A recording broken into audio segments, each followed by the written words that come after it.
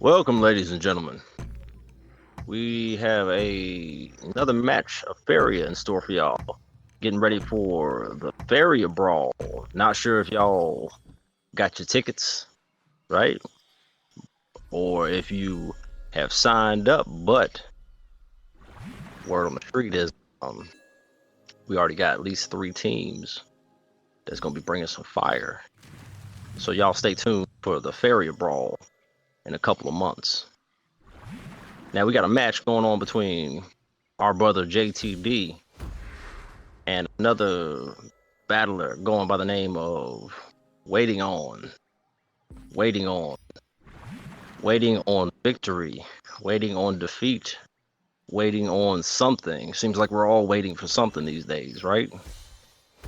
Now, JTD is starting with a very classic open. You know, with the Rakoans, you can't really go wrong. You got about 20 different collectors in your first turn, so your options are always pretty broad. Starting with a blue lake on the left side with a neutral land and a forest on the right hand side. Now his opponent is using, up until last turn, we've seen a mountain come down. So prior to that, we just knew that they were using blues. And with that Archon, it's probably a pretty safe bet that they were using red. Although there are some forbidden libraries out there. A very interesting 7 land requirement deck, all blue. Not to be trifled. You see your opponent put down 5 lakes and they keep going. Yeah, guard your dreams carefully, brothers and sisters. Dream Reapers are a thing. Imagine a terrifying beast that rises from the ocean. Well, that's not on the field. We'll get back to what we see, right? Oh my, what in the ham sandwich? Speak of the devil and he may appear. Goodness gracious. Dragon had the opportunity to pull up a Dream Reaper, and they certainly stuck it. I don't blame them for it. They got an option to grab a Meteor as well. Now, this match is developing very quickly. Both opponents are playing very, very lethal. That Fairy would have been pretty dangerous if it proc this turn, although its range, it was kind of out of position.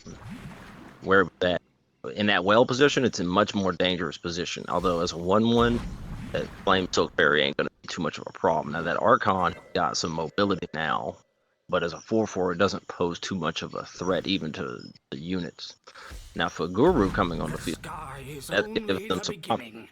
Oh, they're gonna go with the Urn of Gabe, which is gonna give them a little extra gas, a little extra faeria, a couple of cards. So they're using an Illusion of Grandeur deck. That what I've seen pop up right there.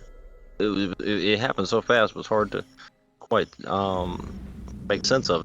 That's the kind of play that we like to see, though, right? Both players are very confident, and they're not taking any time to really, give their opponent time to think. Right? That's you talk about that hockey, that board presence, right? Both of these players are exhibiting quite a bit of. Ooh, and that meteor, devastating. No, no one could have saw that coming, right? Unless you've been in this battle system for a while, right? You've been around long enough, you know that anything is liable to happen in a fight. Be prepared. Don't let your guard down.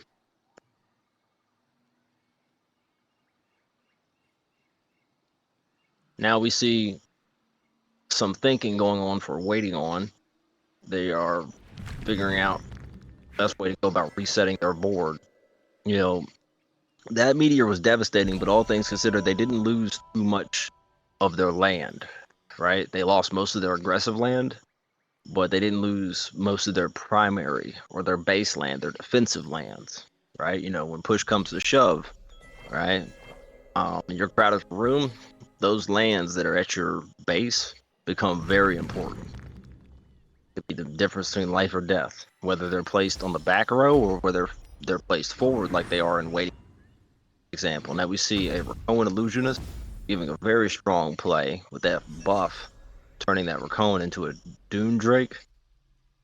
It gives it just a little bit enough damage to take out that water elemental and stay on the board.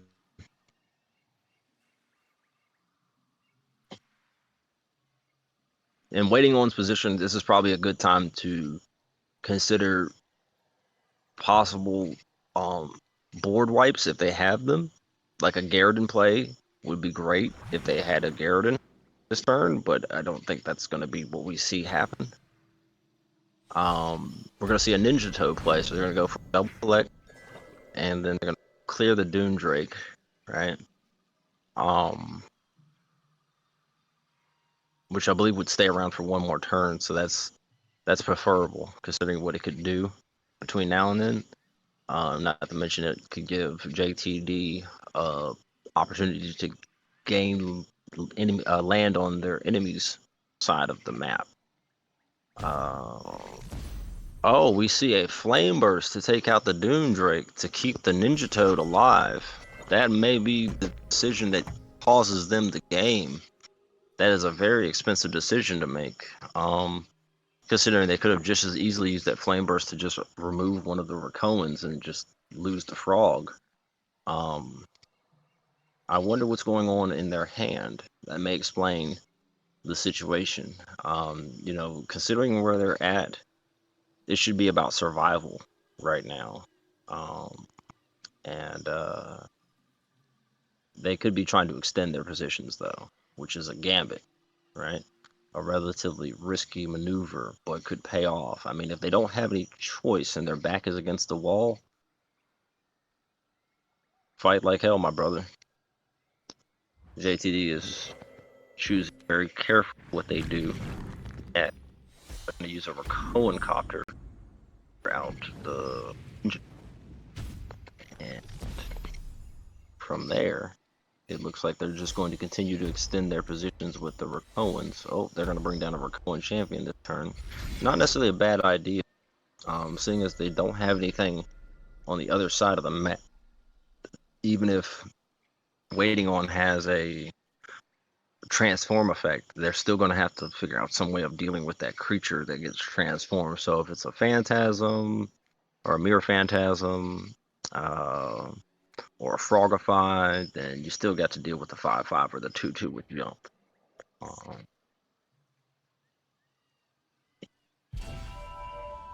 gonna see a crystal spice. Okay, so they're gonna knock on the table and pull a rabbit out of their hat, hopefully. Ladies and gentlemen, crystal spice is a hell of a drug. I wouldn't recommend putting it in your deck. I mean, once you do, I mean, your red blue bargain is just gonna go all. You're just gonna be like crystal spice. What do I need strategy for? I'll just use crystal spice. Right? And if I win, I win. If I lose, lottery wasn't on my side this week. A dream keeper, so they're gonna throw their hand back, possibly trying to get some recycled cards, possibly trying to get something with a little bit better board value. I don't see what their end game is right now. The Owens are slowly filling up that map as they have a tendency to do. That's the thing about Rakoans. The only thing I've seen that's pretty effective against them is you have to stop them at collecting. It costs a little bit extra in the early game, but you got to secure those well positions. I mean, if they got one well to collect, that's about as good as it's going to get. Two wells, then you're basically fighting an army with an unlimited supply of resources. Rakoans are good. Doesn't matter what kind of spread you go with. If you want to go with the green blue or the red green or the red yellow, or just slap them into a deck and give yourself a couple extra units to help out with. The Rakoans have a pretty long history in the faeria. They might be small raccoon people, but they slug it out with the best of them: the kobolds, the dragons, the humans, and whatnot. Now we see Waiting On coming up with a desperate way of trying to deal with this Dream Reaver, and they are able to do it. They're able to just barely, through humbling vision and using their fair to take care of that Dream Reaver. However, that 10 damage to face from the transform effect the Dream Reaver does is quite a bit much. That may be the end of this match here. I don't see too many ways of getting out of that situation. I've been in it myself. Problem with hope, it's like being glad before you got anything to be glad about, and that's why them Dream Reapers exist. Oof. Yep, that's our brother Dragon is once again demonstrating their ability and their skill to do what they do best, which is stay cool under pressure. This was a good match. Waiting on was very, very strong with that Archon and that original push. Maybe if they had scaled back a little bit in that second phase, right, or that second turnaround when they had lost the what you could call maybe the initiative, or the original gambit just didn't work out for them. They played a little bit more on the back end, saved up, maybe not played so forward with that Ninja Toad. That could have made the difference right there. But thanks for watching, y'all.